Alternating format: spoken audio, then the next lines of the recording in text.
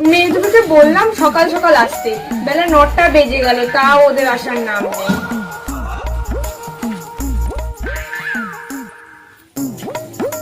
শুভ দিনে এত দেরি করছে।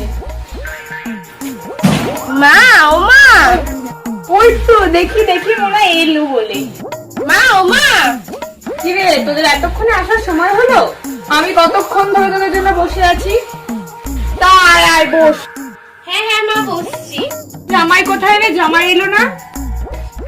না গো, আজকে আসবে না, ওর কাজের ছুটি দেয়নি।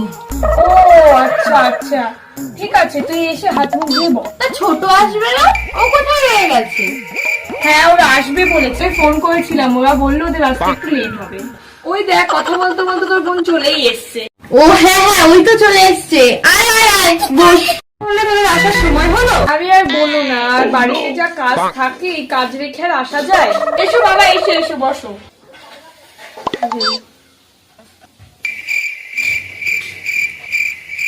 এ নাও মা, ধরো।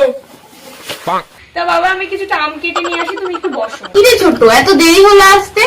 ভাই ভালো আছো? আরে আর বলিস না, বাড়িতে তো কাজ, সেই কাজ রেখে আর আসা যায় না।